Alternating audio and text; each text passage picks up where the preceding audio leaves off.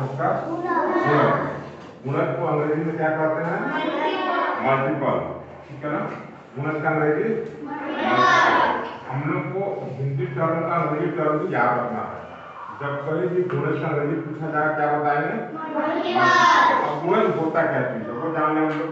ठीक है ना, गुणन क्या होता है आपको टेबल पता है ना? टू का टेबल सबको पता है? तो टू वन जा टू जा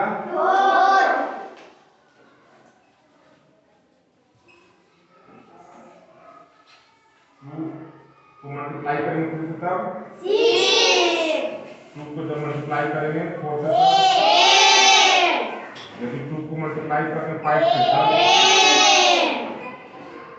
2 को अगर मल्टीप्लाई करेंगे 6 से तब 2 को मल्टीप्लाई अगर 7 से करें तब 2 को यदि मल्टीप्लाई करते हैं 8 से तब 2 का मल्टीप्लाई यदि 9 से हो जाए 2 का मल्टीप्लाई यदि 10 से हो जाए क्या टेबल यही तक होता है? इसके बाद क्या होता है? 3 का टेबल हो जाता है? 2 का टेबल समाप्त हो गया? इसके बाद क्या होगा फिर? हो गया है समाप्त? बताओ इसके आगे क्या होगा?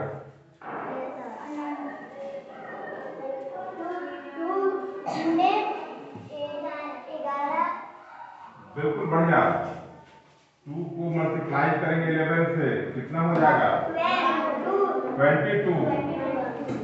फिर 2 को जब 12 से मल्टीप्लाई करेंगे तब 2 को जब 14 से मल्टीप्लाई करेंगे कह सकते हैं यह टेबल कभी समाप्त ही नहीं होगा। ठीक है ना? बिल्कुल सही है, ठीक से देखो आप। ठीक है ना, तो मैं केवल आपको यह बताने का प्रयास कर रहा था कि जो 2 का टेबल आप समझते हैं कि 2 10 जा 20 समाप्त हो गया। इसके बाद एक बच्चे ने बताया भी कि 3 का टेबल अब 2 हो जाता है। ठीक है ना, टेबल जिसको आप पहाड़ भी कहते हैं वो अनंत तक आगे बढ़ता चला जाता है, इसका कोई अंत नहीं है। सुविधा के लिए हम लोग उसको 10 तक याद रखते हैं, यह केवल सुविधा के लिए, क्योंकि जो दैनिक हमारा गतिविधि है गणित का उसमें काम आता है। ठीक है ना, लेकिन यह टेबल वास्तव में कहीं भी अंत नहीं होता है। ठीक है, समझ में आ रहा है? उसी प्रकार से अगर हम 3 का भी टेबल जानने का प्रयास करें 3 1 जा 3 2 जा 3 3 जा 3 4 जा 3 5 जा, ये भी कभी अंत नहीं होगा, चलता रहेगा। क्योंकि हमको पता है कि संख्याओं का कोई अंत नहीं होता, संख्याएं अनंत होती हैं। इसके पहले की कक्षा में भी हम जान चुके हैं कि सबसे बड़ी संख्या कौन है यह बता पाना संभव नहीं है। क्योंकि सबसे बड़ी संख्या के रूप में यदि हम मान लेते हैं थोड़े समय के लिए कि हम 100 ले लें, ये सबसे बड़ी संख्या है। ठीक है ना, तो 100 में ज्यादा नहीं, केवल अगर हम एक ही जोड़ लें तब क्या मिलता है हमको? अब देखो जो संख्या को हमने सबसे बड़ी संख्या के रूप में अब तक चुना था, केवल एक जोड़ते ही वह संख्या छोटी हो जाती है ना? इससे भी बड़ी संख्या कोई भी संख्या आप ले लो, उसमें बहुत ज्यादा मत जोड़ो, केवल एक जोड़ करके देखो, आपका पहले का सोचा या लिया गया संख्या तुरंत छोटा हो जाता है। इससे यह प्रमाणित होता है कि सबसे बड़ी संख्या कौन सी है यह बता पाना संभव ही नहीं है, असंभव। ठीक है ना, जैसे बिंदु हम लोग ज्यामिति में पढ़ चुके हैं, बिंदु के विषय में। बिंदु क्या होता है? ऐसा होता है ना? क्या पढ़ते हैं इसको? बिंदु। कुछ लोग कहते हैं कि बिंदु एक ऐसी ज्यामितीय आकृति है जिसमें न लंबाई है, न चौड़ाई है, न मोटाई है और न ऊंचाई है, कुछ भी नहीं है। तो फिर हमें दिख कैसे रहा है? क्या यहाँ पर जो यहाँ बिंदु का मार्क किया मैंने वो आपको दिख रहा है कि नहीं दिख रहा है? अगर ये दिख रहा है इसका मतलब है इसमें लंबाई भी है, चौड़ाई भी है, ऊंचाई भी है, मोटाई भी, सब कुछ है, ठीक है ना। बिंदु किसी मार्क को नहीं बोलते हैं, ठीक है ना। बिंदु मार्क एक कल्पना है। क्या है? कल्पना। बिंदु के बारे में हम सोच सकते हैं, ठीक है ना। बिंदु को हम दिखा नहीं सकते हैं। जैसे ही हम दिखाने का प्रयास करेंगे, जैसे यहाँ पर हमने दिखाने का प्रयास किया, वैसे ही इसका कुछ तो लंबाई हो गया ना, कुछ चौड़ाई हो गया ना। और अगर ये ब्लैक बोर्ड पर दिख रहा आपको, मतलब कुछ तो ऊंचाई होगा इसका। एक खल्ली आखिर इस ब्लैक बोर्ड पर चिपका है तब ना, इसका मतलब क्या है कि यहाँ जो मार्का दिख रहा है इसमें लंबाई, चौड़ाई, ऊंचाई सब कुछ है, ठीक है ना। तो बिंदु ऐसा नहीं होता है, बिंदु केवल एक कल्पना है, हमारी सोच है, ठीक है ना। चलो वापस हम लोग आते हैं गुणज में। गुणज का अंग्रेजी मैंने क्या बताया? ठीक है ना। अब गुणज के बारे में क्या हमको देखना है? कोई भी संख्या, आप एक कोई संख्या सोचो, कोई संख्या सोचो। चलो बढ़िया, आपने सोचा 6। 6 को किसी संख्या से गुणा करना है, कोई पूर्णांक ले लो, कोई पूरा अंक पूर्णांक, ठीक है ना। कोई और एक संख्या सोच लो। 5। 5 ले या 3 ले? चलो दोनों लेते हैं ना, एक बार 3 ले लेते हैं और एक बार 5 भी ले लेते हैं, दोनों का मन रह जाएगा, है ना। नहीं तो आपस में सब मार्क मिल जाएगा, मेरा तो मेरा। चलो ठीक है, कोई बात नहीं। 6 का गुणा, 6 मैंने एक संख्या पहले से लिया, ठीक है ना, और दी गई संख्या में हम एक दूसरे संख्या से गुणा कर रहे हैं, ठीक है। तो कितना प्राप्त हो गया? चलो यहाँ भी पहले से हमारे पास 6 था, ठीक है ना। 6 में हम एक पूर्णांक यानी 5 से गुणा करेंगे तो कितना प्राप्त होगा? चलो जो पहली संख्या होगी, ये पहली संख्या थी ना, पहली संख्या, इस संख्या का जो प्राप्त हुआ है हमेशा गुणज कहलाएगा। क्या कहलाएगा? गुणज कहलाएगा। यानी कि 18 का गुणज, अगर हम 6 का गुणज की बात करें तो क्या है? 18 है। यहाँ पर 6 का गुणज क्या है? 30 है, ठीक है ना। यानी कि कोई भी संख्या, कोई एक और संख्या सोच लो, 7। बढ़िया। चलो एक और पूर्णांक तुम बताओ, कौन बताएगा? 5। चलो बढ़िया, 5। पहले की संख्या कौन थी? 7। फिर से कौन संख्या लिया? दोनों को बीच में गुणा कर दो, ठीक है। क्या मिल गया हमको? 35, ठीक है ना। तो हम क्या करते हैं, ये जो 35 है ना, वह पहली वाली संख्या का क्या है? गुणज है। क्या है? ये क्लियर है? ठीक इसी प्रकार से ये जो दूसरा वाला संख्या है ना 5, और जो गुणनफल आया है 35, यह 35 भी 5 का गुणज ही है। समझ में आ रहा है? चलो अब हम लोग क्या करते हैं, 2 का टेबल हम देख लिए, 3 का टेबल भी हम देख लिए, और कोई टेबल कोई बताइए? 5 का। चलो ठीक है, अभी जगह है, हम लोग बगल में काम कर लेते हैं। 5 का टेबल आई को जब 1 से मल्टीप्लाई करेंगे, अब ये जब 2 से मल्टीप्लाई करेंगे, एक बार फिर से अगर 3 से मल्टीप्लाई कर दिए, 4 से मल्टीप्लाई कर दिए, अगर हम एक बार फिर से 5 को 5 क्या ये सीक्वेंस कभी रुकेगा? क्या ये 5 को जब हम 10 से मल्टीप्लाई करके जब 50 प्राप्त कर लेते हैं, क्या यहाँ पर रुक जाएगा? इससे आगे भी चलता रहेगा? कब तक चलता रहेगा? देखो तुम्हारे क्लास के लिए नहीं है, लेकिन फिर भी हम बता देते हैं, ये अनंत का चिन्ह है, संकेत। इस चीज का संकेत है अनंत, ठीक है ना?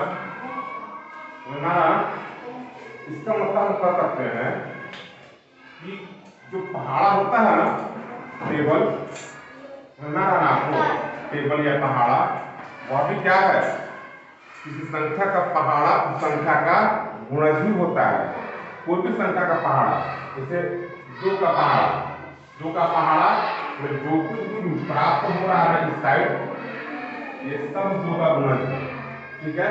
5 का पहाड़ा में यहाँ पर राइट हैंड साइड से जो भी प्राप्त हो रहा है, ये सब क्या है, इसका गुणज है। तो इसी प्रकार से 3 का पहाड़ा में जो कुछ भी हमें दाहिनी ओर प्राप्त हो रहा है, वह भी क्या है, किसी संख्या का पहाड़ा, किसी संख्या का पहाड़ा किसी संख्या का गुणज ही होता है, ठीक है? चलो एक चीज और जानना है कि मामूली सा बात है कि गुणज को ही अपवर्त भी बोलते हैं। क्या बोलते हैं? गुणज को भी क्या बोलते हैं? अपवर्त। अपवर्त और गुणज एक ही बात होता है, ठीक है? अब कुछ प्रश्नों को हम देख लें, मिटा दें इसको। Yes sir.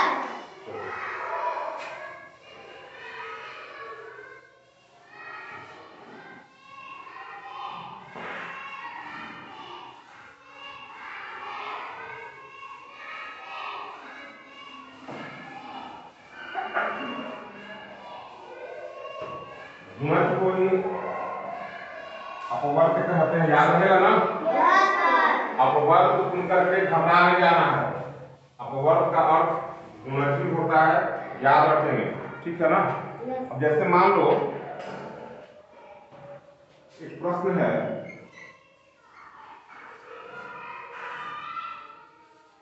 2 का 5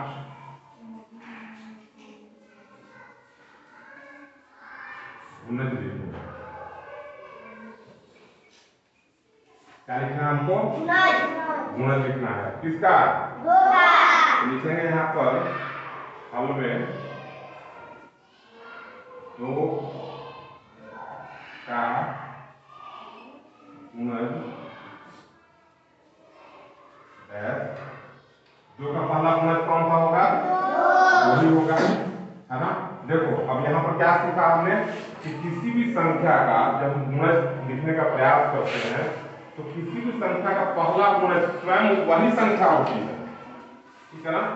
और करो 2 का गुणज हम लिखने का प्रयास कर रहे हैं, और 2 का पहला गुणज कौन सा है? 2, ठीक है ना? अगला 4, अगला 6, अगला 8, अब बताओ कितना गुणज लिखना था? 5। पूरा हो गया हमारा काम। चलो अब अगला प्रश्न अगर हम बात करें, 7 का गुणज लिखें। पहले यह बताओ कि इन दोनों प्रश्नों में कोई अंतर दिख भी पा रहा है या नहीं? सोच के बताना।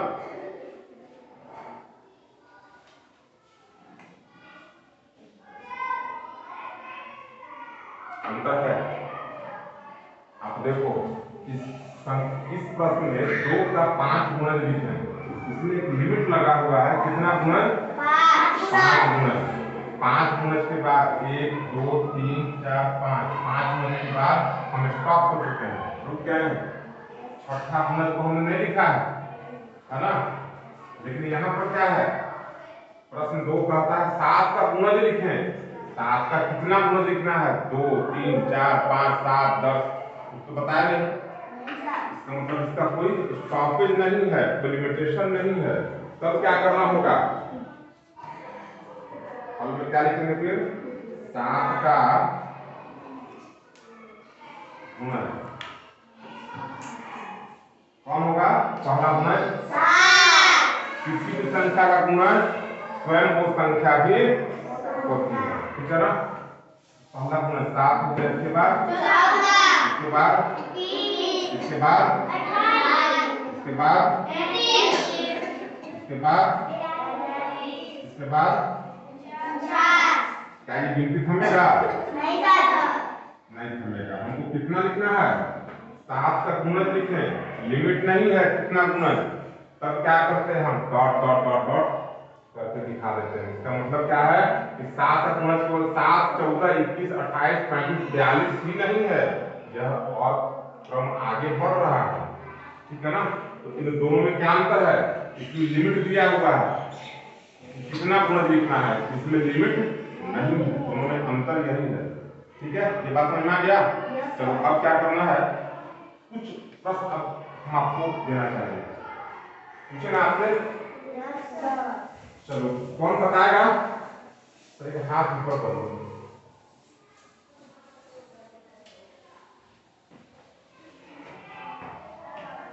भारी प्रश्न पूछते हैं, ये हल्का वाला पूछते हैं। बताओ, हल्का वाला। चलो कोई एक संख्या पूछ लेते हैं। 8 का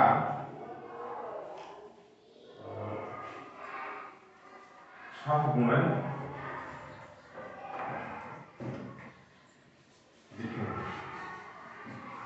देखो, जब गुणज चैप्टर में हम आ गए हैं ना, तो अब यह बात आपको समझ में आने लगा होगा कि पहाड़ा का हमारे दैनिक जीवन में कितना महत्व है। अगर पहाड़ा आपको याद नहीं होगा तो जैसे ही किसी भी संख्या का सबसे छोटा पहला गुणज क्या होता है? संख्या होती है। चलो बढ़िया। सवाल ये था 10 का 7 गुणज लिखना है ना, तब क्या लिखा गया है? 10, 20, 30, 40, 50, 60 और 100। चलो बढ़िया। अच्छा एक बात बताओ, प्रश्न था 10 का 7 गुणज लिखना। क्या प्रश्न ऐसा था कि 10 का पहला 7 क्रमागत गुणज लिखो? नहीं था ना? तो जब केवल प्रश्न यह है कि 10 का हमको 7 गुणज लिखना है, तो कोई भी 7 गुणज हम लिख सकते हैं। ठीक है ना? अभी जो बनाया गया है वह भी सही था। ठीक है ना? और अगर हम 10 का पहला 7 गुणज के रूप में न लिख करके 20 लिख दें, 40 लिख दें, 50 लिख दें, 70 लिख दें, 100 लिख दें, है ना, 110 कर दें, 120 कर दें, 150 कर दें, तो भी सही है। क्योंकि प्रश्न में कहीं यह बात नहीं लिखा हुआ है कि 10 का पहला क्रमागत 7 गुणज लिखें, ऐसा लिखा हुआ है? केवल प्रश्न क्या कहा? 10 का 7 गुणज लिखें।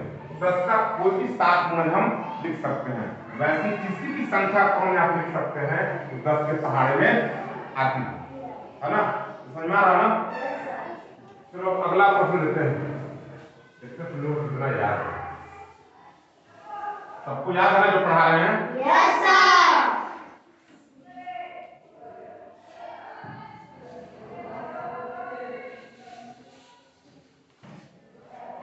संख्या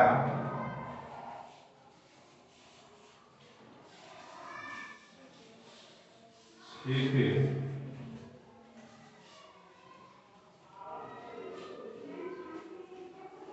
6 अपवर्ग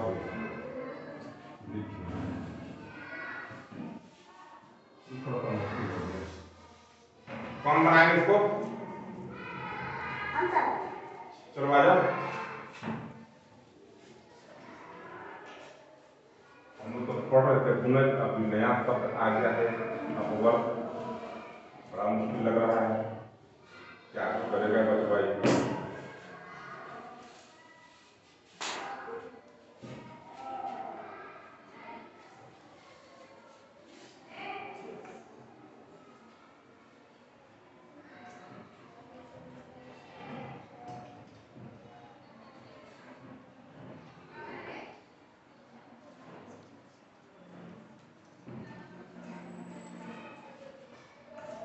तो काम वही कर दिया जिससे पहले गुणज के बारे में कर रहा था। तुम इसका काम काहे किया? बहुत सुंदर जवाब। अपवर्त कहलाता है। क्या कह सकते हैं? अपवर्त और गुणज एक ही बात है, ठीक है ना? बिल्कुल सही, बहुत बढ़िया, वेल डन। समझ में आ गया सबको? कारण गुणज हो या अपवर्त हो, बिल्कुल भी घबराने की जरूरत नहीं है, दोनों का अर्थ एक ही होता है, ठीक है? संख्या 6 का 6 अपवर्त लिखे या संख्या 6 का 6 गुणज लिखे, कोई अंतर नहीं है। ये बात समझ में आ गया ना? Yes sir. इससे जुड़ा हुआ जो भी सवाल है उन सारे सवालों को बना लेना है, ताकि हम लोग आने वाले क्लास में आगे का पढ़ाई कर पाए। साझा गुणज के बारे में हम देखेंगे, ठीक है? चलो ठीक है, इसी के साथ आज से क्लास